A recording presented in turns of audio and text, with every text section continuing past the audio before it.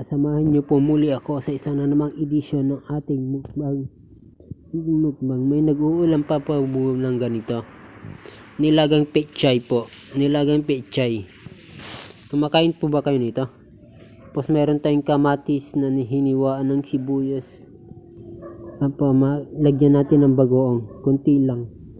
Para hindi masyadong maalat. Para hindi masyadong maalat yung bagoong. Kunti lang ilagay natin mga kaibigan. Ayan, ihalo natin ito at tapos lagyan natin ng sili. Lagyan natin ng sili mga kaibigan. Yan, huwaan natin ng maliliit para maanghang po siya. Ayan, sibuyas, kamatis na may sili. Sabi ito mga kaibigan. Tapos nilagang pechay. Ayan, nilagang pechay mga kaibigan. Yan lang po ang ulam natin ngayon. Tapos meron tayong pritong itlog. Isang masarap na almusal mga kaibigan. Tara, kain tayo.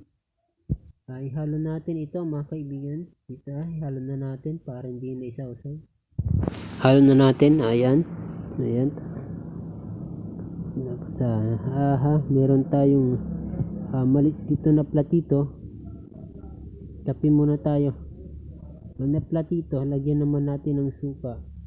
Pagsawsawan ng pritong itlog. Suka mga kaibigan.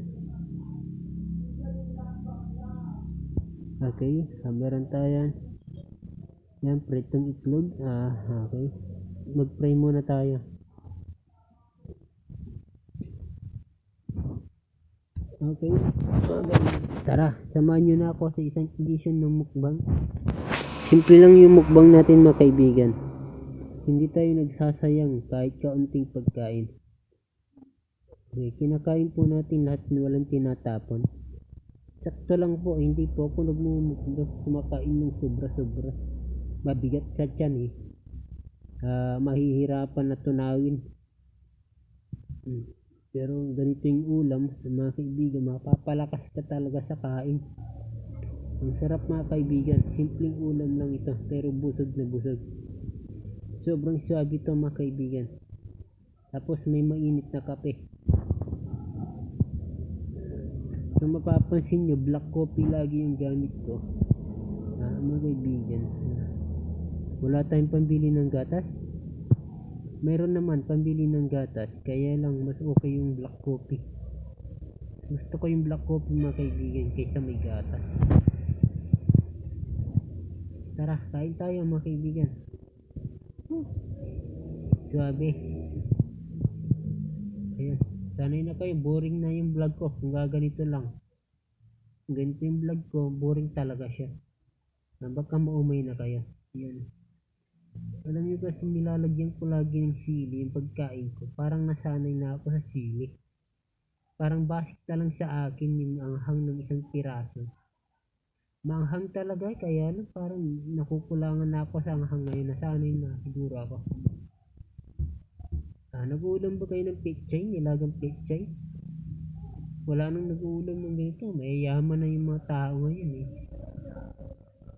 Wala na nag-uulam ng nilaga pechay. Bihira na. Kasi mayayaman ng mga tao ngayon. Puro lechon baboy na, manok pa nun. Pero ako hindi ako magsasawang mag-ulam ng ganito. Suwabing-suwabe siya mga kaibigan. Masarap siya. Busog na ako sa ganito. Simple lang, okay na. Basta mayroon. Hindi na ako naghahangad ng masasarap na ulam. Hindi na ako naghahangad masarap ulam. Itatai mo din lang naman diba? Dudumi mo lang din naman Kumain na ba kayo mga kaibigan? Tara, kain tayong lahat mga kaibigan. Yes, ang galing ng mukbang natin, boring.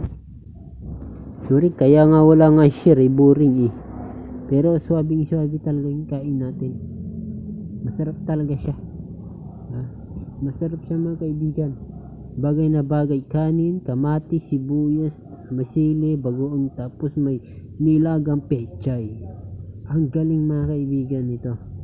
Kung walang pechay, talbos ng kamote, pwede. Kahit repolyo. Tapos sabayan mo ng mainit na kape.